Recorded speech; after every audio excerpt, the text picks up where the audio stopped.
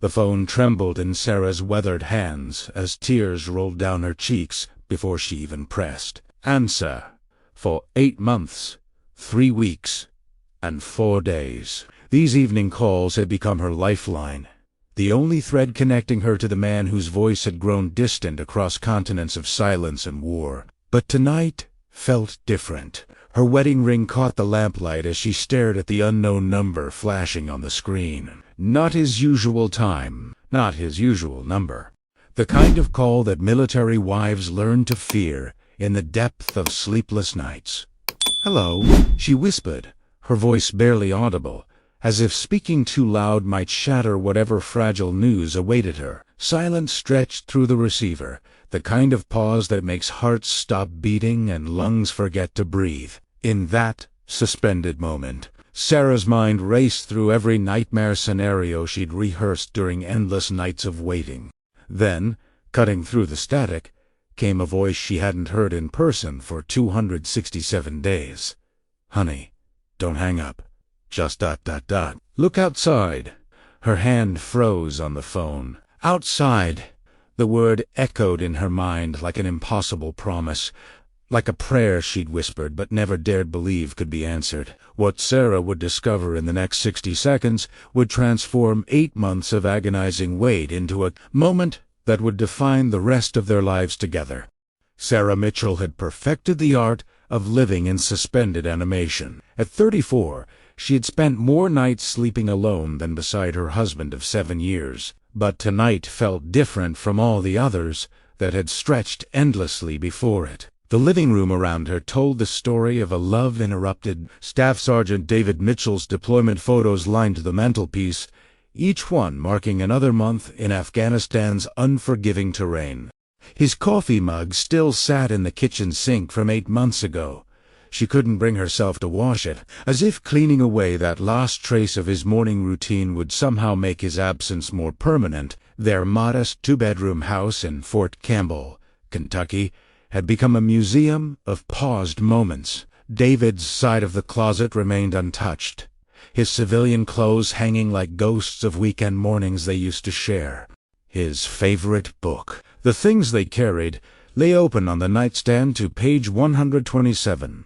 Exactly where he'd left it, the night before deployment. A yellow highlighter, mark frozen mid. The hardest part wasn't the big milestones he'd missed, though their 7th anniversary had passed with only a crackling video call and promises that felt fragile across satellite connections. It was the small, daily reminders of his absence. Making coffee, for one, leaving voicemails he couldn't answer during firefights, sleeping diagonally across their king-size bed just to avoid the cold emptiness of his side. Sarah worked as a nurse at the local VA hospital, surrounded by stories of soldiers who'd returned changed, wounded, or sometimes not at all. Every day, she witnessed both the resilience of military families and their breaking points. She'd learned to compartmentalize her own fear, to function professionally while privately counting down days until David's scheduled return, still 47 days away. According to the calendar marked with red X's on their refrigerator, the evening ritual had become sacred. Dinner alone while watching the news, praying his unit wouldn't be mentioned, then settling into the living room chair, his chair for their scheduled call. Tonight, she wore his old Army's sweatshirt, the one that still carried faint traces of his cologne mixed with something indefinably him. But the call that should have come at 8:30 p.m. Eastern, 5 a.m. Afghanistan time, had never arrived. Instead, at 9:17 p.m., her phone buzzed with a number she didn't recognize, sending her heart into a rhythm of panic she'd trained herself to control but never truly conquered. Military wives develop a sixth sense about phone calls.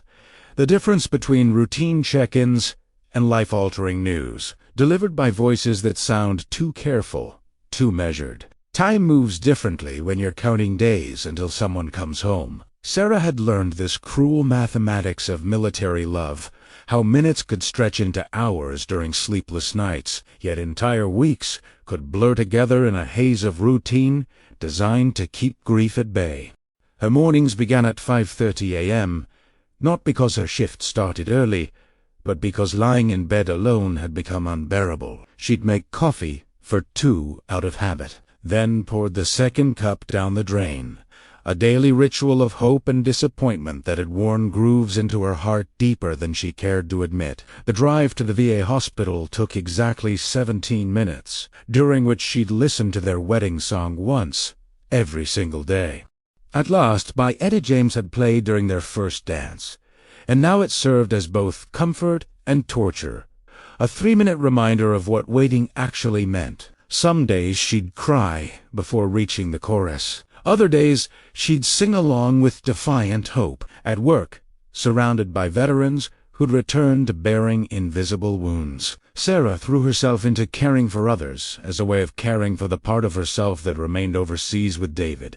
She'd hold the hand of a young Marine with PTSD during his panic attacks, knowing that somewhere, someone might be holding David's hand through his own dark moments. The hardest patient was Harold, a Vietnam veteran who'd been waiting 47 years for his wife to visit. She'd left him after his 3rd tour, unable to compete with a war that never really ended. "Time's funny when you're waiting," he'd tell Sarah during her rounds. "It either heals everything or breaks you completely. No middle ground for us military folks." Lunch breaks were spent in the hospital chapel, not because Sarah was particularly religious, but because the silence there felt different from the silence at home. At home, quiet meant David's absence. In the chapel, quiet felt like possibility, like prayers ascending to wherever soldiers sleep under foreign stars. The afternoons dragged with the particular weight of knowing that somewhere, 8.5 time zones away, David was either sleeping fitfully in a barracks or patrolling roads, where IEDs turned routine missions into life-or-death gambles. She'd check her phone obsessively, knowing he couldn't call during his daytime operations, but unable to resist the compulsive need to confirm her connection to the outside world still worked. Evenings were the croonest. Dinner became a performance of normalcy for an audience of 1. She'd set the table for 2, eat quickly while watching the news with the volume low enough to hear her phone if it rang, then clear both plates, his untouched, hers barely finished. The ritual of their nightly calls had become both salvation and torment. At exactly 8:30 p.m. her time, 5 a.m. his, Sarah would position herself in David's recliner, wearing something of his, holding her phone like a lifeline. The calls rarely lasted more than 15 minutes. Satellite connections were unreliable, and privacy was non-existent in military quarters. But those 15 minutes sustained her through 23 hours and 45 minutes of his absence. During their conversations, they'd learned to speak in code about fear. "I'm tired" meant he'd seen things that would haunt him. "I miss your cooking" meant he was hungry for normalcy. "Sweet dreams" meant he was afraid he might not call tomorrow. They'd become fluent in the language of love, interrupted by duty, of hearts that beat in sync across impossible distances. The worst nights were when calls didn't come. Equipment failures, mission blackouts, or simple scheduling conflicts could derail their fragile routine, leaving Sarah to imagine every possible tragedy that silence might represent. She'd sleep with the phone pressed against her chest, vibration turned to maximum, afraid that missing a delayed call might mean missing her last chance to hear his voice. But tonight was different from all those other nights of disciplined waiting. Tonight, an unknown number had shattered her carefully constructed routine, and a familiar voice had spoken impossible words. Look outside. 8,000 miles away, in the suffocating heat of Forward Operating Base, Chapman, Staff Sergeant David Mitchell, had been carrying a secret for 3 weeks, one that made every patrol more dangerous because his mind kept drifting to a moment that wasn't supposed to happen for another month and a half. The letter had arrived on a Tuesday, delivered by a chaplain who smiled too widely. Emergency family leave. Approved. Effective immediately. The words blurred on the military letterhead as David read them for the 7th time, his hands shaking not from fear for once, but from anticipation so intense it felt like physical pain. His squad leader, Sergeant Rodriguez, had clapped him on the shoulder with the kind of envy reserved for men who get to go home while others keep fighting. "Don't tell your wife, hermano," Rodriguez had whispered it. "Surprises like this, they're what keep us sane over here."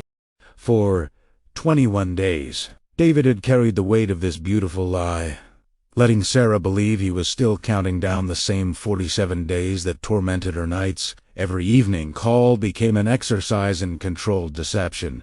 He'd listened to the exhaustion in her voice, the careful way she asked about his safety, the small details she'd share about her day at the VA hospital, all while knowing that soon, so impossibly soon, he'd be able to hold her while she told him these stories.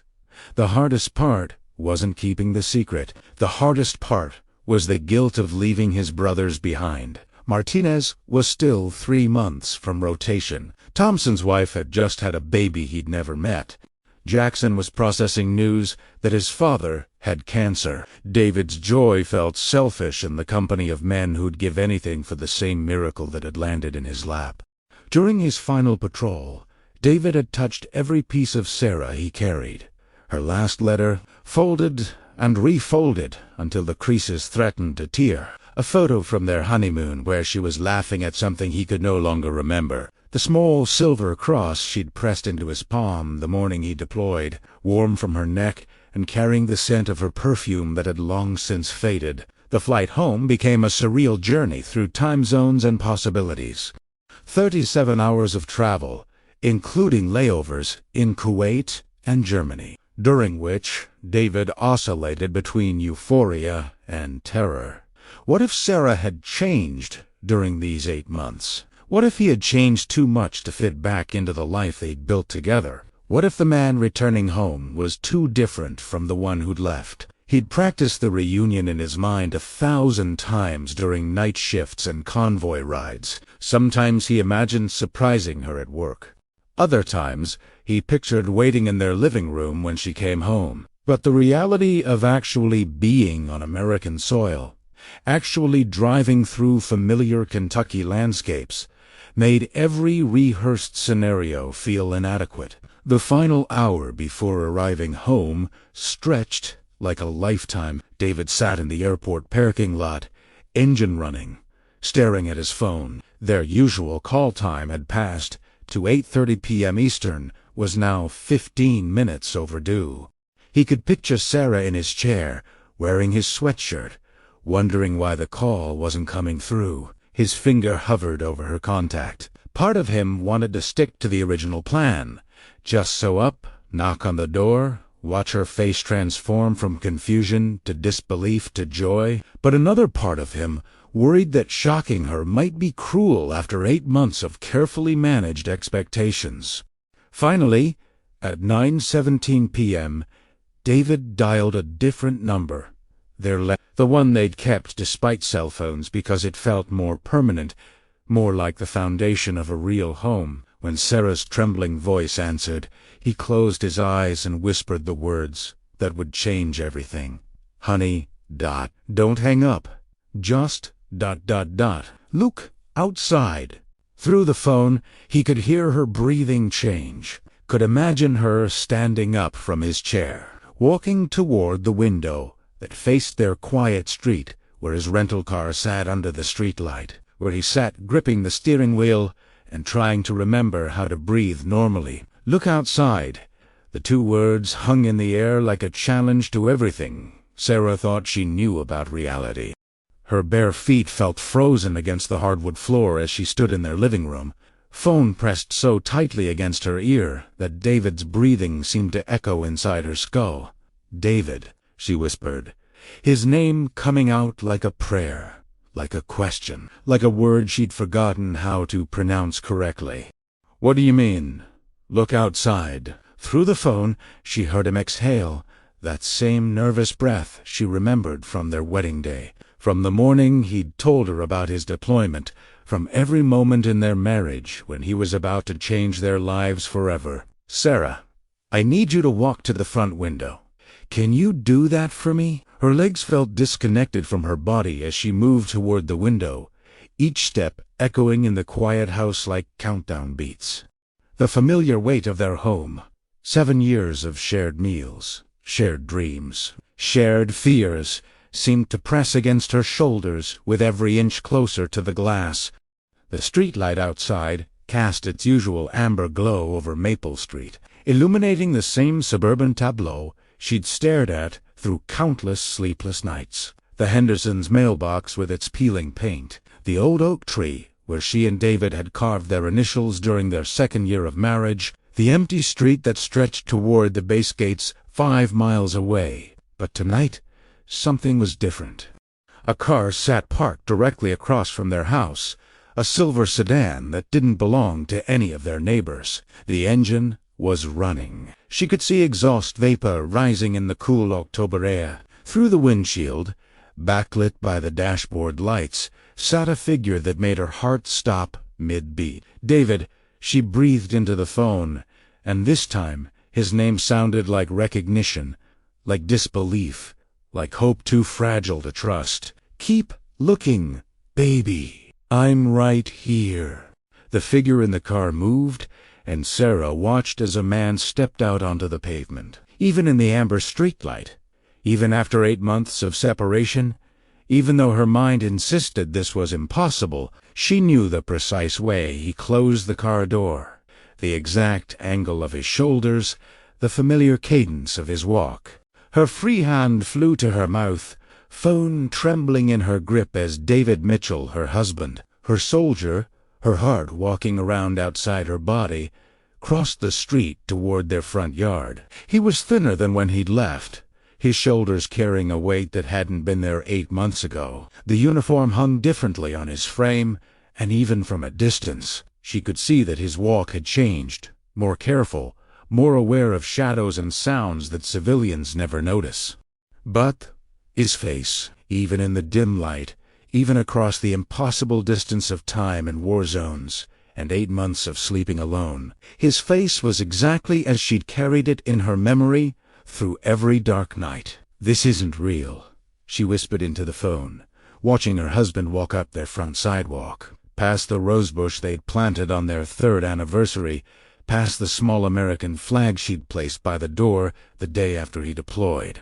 "It's real, sweetheart. I'm home. Come." Through the window, she watched him stop at their front porch, watched him look up toward the window where she stood, even with the phone between them, even separated by glass and distance and the surreal nature of this moment. Their eyes found each other across the space that had held so much longing. David raised his free hand, the same hand that had waved goodbye at the airport, the same hand that had written her letters from halfway around the world, the same hand that had held hers during their wedding vows and placed it flat against his chest, over his heart. Sarah's legs gave out. She sank to her knees in front of the window, phone sliding from her ear to her lap, her entire body shaking with sobs that seemed to come from some place deeper than grief, deeper than relief, from the very core of 8 months' worth of fear and hope and love that had nowhere to go except into this impossible moment. Outside, David pocketed his phone and began walking toward their front door. Sarah could hear his footsteps on the porch, the same wooden boards that had creaked under his weight every morning when he'd leave for PT, every evening when he'd come home with stories about his day, every night when he'd step outside to look at the stars and wonder about their future. Now those footsteps meant he was 3 feet away from her, 3 feet in one wooden door, and 8 months of separation that was about to end in whatever came after the knock she knew was coming. Her hand reached for the doorknob before his knuckles touched the wood, but she stopped, frozen between the woman who had learned to live without him and the wife who was about to remember what it felt like to live with him again. The knock, when it came, was gentle, 3 soft taps that sounded like a question. "Are you ready for me to come home?" Time stopped existing in the space between his knock and her hand on the doorknob. Sarah's fingers wrapped around the cold metal handle, the same handle she'd touched thousands of times during their marriage, but never with hands that shook like this. Never with a heart that felt like it might explode from the impossible collision of hope and reality happening on her front porch. She turned the lock with a click that sounded like a gunshot in the silence.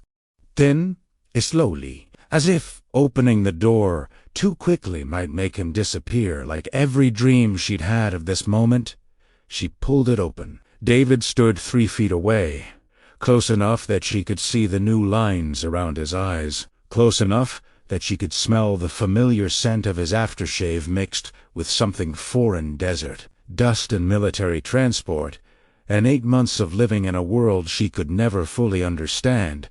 4, 5 heartbeats. They simply stared at each other across the threshold that separated before from after, separated the woman who had learned to sleep alone from the wife who was about to remember what together felt like. David looked older. Not just the weight loss that made his wedding ring loose on his finger, not just the deeper tan from months under an unforgiving sun, but older in his eyes, as if he'd seen things that had aged him in ways that time alone couldn't accomplish.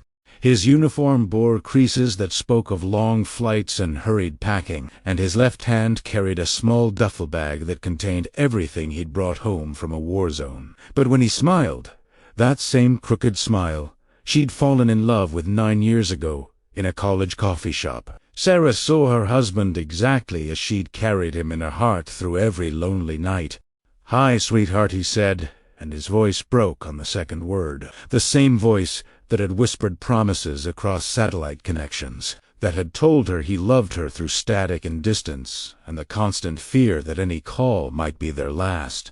Sarah's response came not in words, but in movement, a step forward that closed the distance between them, then another step that brought her into his arms, then the collision of 2 people who had learned to live as half of themselves and were suddenly, impossibly, whole again. David dropped his duffel bag on the porch as Sarah's arms wrapped around his neck. The bag hit the wooden boards with a soft thud that seemed to echo with the weight of everything he was leaving behind: the war, the fear, the months of sleeping in bunks and eating MREs, and carrying her photo in his chest pocket like a talisman against darkness. When their bodies touched, Sarah gasped as if she'd been holding her breath for 8 months and could finally exhale. David's arms encircled her waist, pulling her against him with a desperation that spoke of nights when he'd reached for her in his sleep and found only empty air, of mornings when he'd woken up and forgotten for one cruel moment that she was half a world away. They held each other without speaking, without moving, just breathing in sync for the first time since deployment.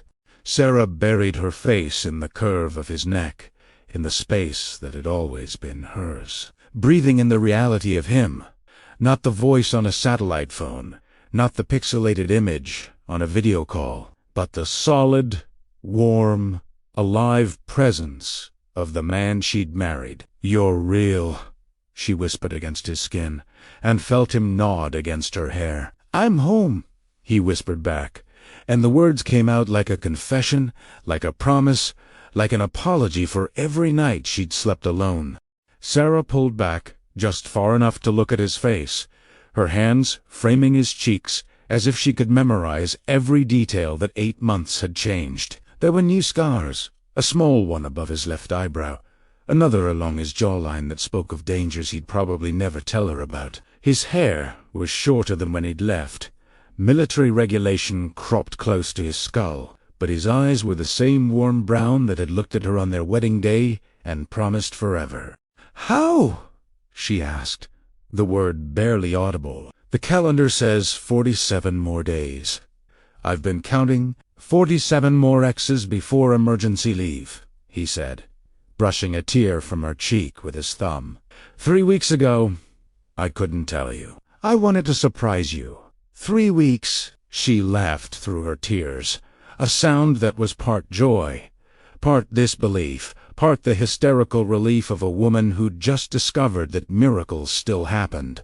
"You've known for 3 weeks, and didn't tell me." Every phone call was torture, he admitted, his own eyes filling with tears he'd held back through combat zones and sleepless nights and the long journey home. Hearing you count down the days, hearing how tired you were, how much you were hurting, and not being able to say, "Just hold on a little longer.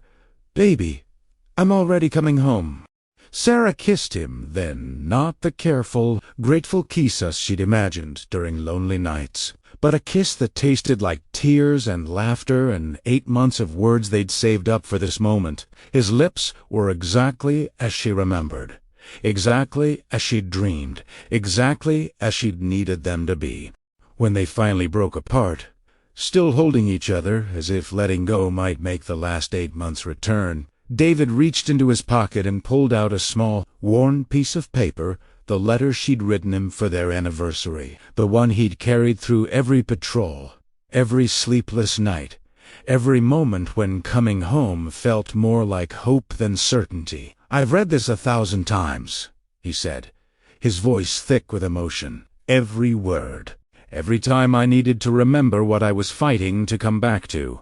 Sarah took the letter with trembling hands, seeing her own handwriting worn soft at the creases where he'd folded and refolded it. At the bottom, in pen that had faded from handling, were the words she'd written in a moment of optimism that felt like a lifetime ago. "Come home to me, my love. I'll be waiting."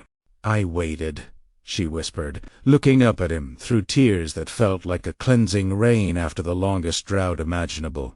"I came home," he whispered back, and in that moment, standing on their front porch, under the amber streetlight, holding each other like anchors in a storm that had finally passed, Sarah and David Mitchell began the beautiful, complicated work of learning how to be whole again. Inside their home, Sarah made coffee for two, really for two, for the first time in 267 days. David sat at their kitchen table, still wearing his uniform, watching her move through the familiar routine, as if seeing her for the first time. The coffee maker gurgled its morning song at 10:47 p.m., because some moments exist outside the normal boundaries of time. They talked until sunrise, filling 8 months of silence with stories they'd saved for each other. David told her about the Afghan children who'd waved at his convoy, about the stars over Kandahar that looked different from Kentucky stars, about the letters from her that he'd read aloud to homesick soldiers who missed their own wives and girlfriends. Sarah told him about the patients at the VA hospital who reminded her of him, about the nights he'd sleep in his chair because their bed felt too empty, about the way she'd learned to live on hope measured in 15-minute phone calls. But mostly, they simply sat together, breathing the same air, existing in the same space, relearning the comfortable silences that marriage builds over years of shared mornings and quiet evenings. As dawn broke over Fort Campbell, painting their kitchen golden with the light of David's first sunrise home, Sarah realized something profound about the mathematics of military love. It wasn't just about the days you count or the time you survive apart.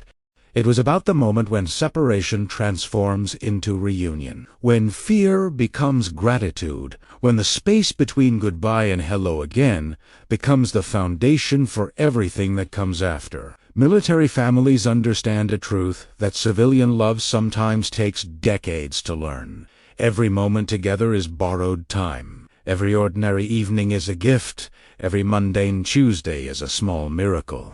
They know that love isn't just about the grand gestures or the wedding vows spoken in white dresses and rented tuxedos. Love is about the choice to wait, the decision to hope, the faith to believe that somewhere across oceans and time zones, someone is fighting to come home to you. The deployment had changed them both. David carried invisible scars from watching young soldiers under his command face their first firefights, from making decisions where every choice meant someone's son or daughter might not come home. Sarah carried her own wounds from nights spent wondering if the phone call she dreaded would come, from learning to be strong in ways she'd never imagined necessary. But perhaps that's what makes military love so powerful. It's love that's been tested by distance and danger. Love that's been refined in the crucible of separation and fear. It's love that knows its own fragility and chooses courage anyway. 3 months later, David would return to active duty, not overseas, but stationed at Fort Campbell, close enough to come home every evening to coffee made for two and a wife who no longer counted days on a calendar. They would argue sometimes about leaving wet towels on the bathroom floor and forgetting to take out the trash, ordinary conflicts that felt like luxuries to people who'd learned that being together, even during disagreements, was a privilege not everyone gets to keep. Sarah would frame the deployment calendar, the one marked with 267 red X's, and hang it in their hallway as a reminder of what they'd survived together. The coffee mug David had left unwashed for 8 months would find its way back into their morning routine, no longer a shrine to absence, but simply a cup that held coffee shared between two people who'd learned the true weight of the word home. On quiet evenings, when David would sometimes wake up disoriented, reaching for a weapon that wasn't there, Sarah would take his hand and remind him, "You're safe, you're home. We made Italiano."